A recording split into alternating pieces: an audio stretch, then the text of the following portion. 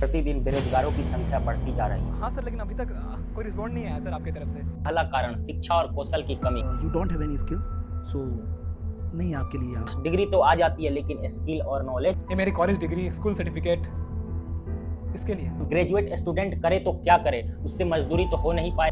इतना पढ़ने का क्या फायदा। भाई, जिन्होंने अपनी जिंदगी की पूरी सेविंग आपको एजुकेट करने में लगा दी, माँ बाप की मेहनत की कमाई को खुद को गधा बनाने में लगा। इसका जिम्मेदार कौन? इसमें सरकार तो जिम्मेदार है। किसको दूं? गवर्नमेंट को दूं, एजुकेशन सिस्टम को दूं, या खुद को जीना है मुझे।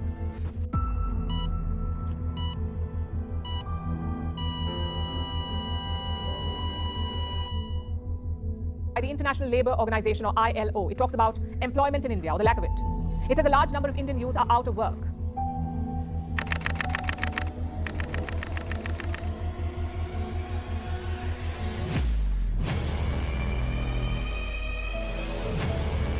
देश में प्रतिदिन बेरोजगारों की संख्या बढ़ती जा रही है। इसके कारण युवा निराश है। दर दर सड़कों पर यूथ भटक रहा है नौकरी की तलाश में, लेकिन रिजल्ट यह है कि उन्हें 10,000 से ज्यादा की जॉब नहीं मिल पा रही है। और हकीकत यह है कि बहुत लोग हमारे देश में 10,000 से कम में काम करने के लिए रेडी हैं। इंटरनेशनल लेबर ऑर्गेनाइजेशन का कहना है कि 2022 में भारत के 29% यूनिवर्सिटी ग्रेजुएट बेरोजगार थे। यह दर बिना डिप्लोमा वाले लोगों की तुलना में 9 गुना अधिक है, जो आमतौर पर कम वेतन वाली सेवा जैसे कंस्ट्रक्शन जॉब, सर्विस, इन सब में इजीली काम कर लेते हैं। बेरोजगारी के कई कारण हो सकते हैं। सबसे पहला कारण शिक्षा और कौशल की कमी। हमारे देश में बहुत सारे युवा उच्च शिक्षा प्राप्त करने के बावजूद उनके पास उद्योग के मांग के अनुसार आवश्यक कौशल की कमी है। इसका जिम्मेदार कौन? हमारे देश का एजुकेशन सिस्टम, जिसका कोई गोल नजर नहीं आता। हम सालों से एक ही पैटर्न को फॉलो करते हुए आ रहे हैं। हम आज भी परसेंटेज और सीजीपीए को ज्यादा तवज्जो देते हैं, और इसका परिणाम यह होता है कि अंत में स्टूडेंट के पास डिग्री तो आ जाती है लेकिन स्किल और नॉलेज नहीं आ पाता, और जिसका रिजल्ट आपके सामने है, बढ़ती हुई बेरोजगारी।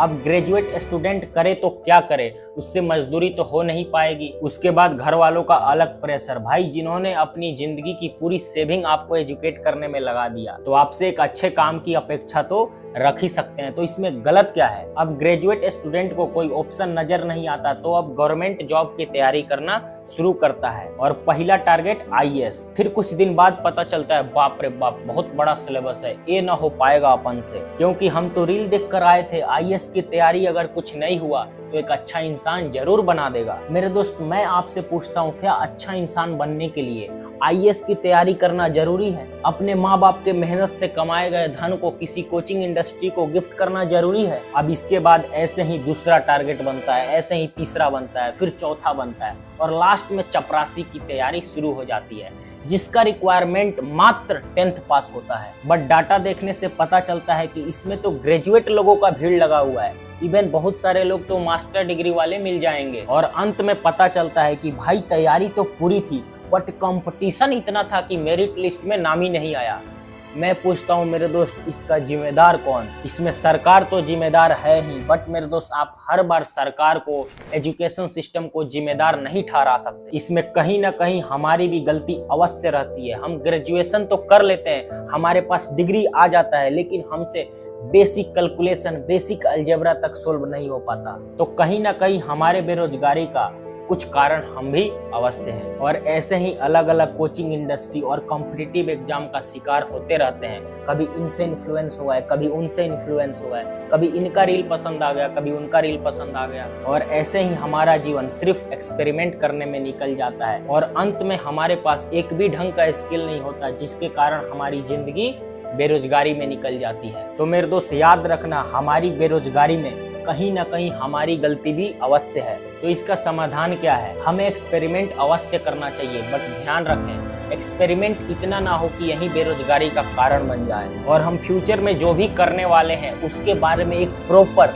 डिटेल जानकारी जरूर होना चाहिए। हमारे उस सपनों के बीच में क्या क्या संघर्ष आ सकते हैं, किस किस तरह की परिस्थिति उत्पन्न हो सकती है, इस बारे में भी बात करना जरूरी है। और हमारे सरकार को भी इस बात पर ध्यान देना होगा। हमारे देश के शिक्षा व्यवस्था को प्रैक्टिकल बनाना होगा, और सरकार को निजी क्षेत्र में न्यूनतम मजदूरी बढ़ाना चाहिए। तो मिलते हैं फिर किसी ऐसे ही टॉपिक के साथ। जब तक के लिए कीप लर्निंग, कीप वॉचिंग।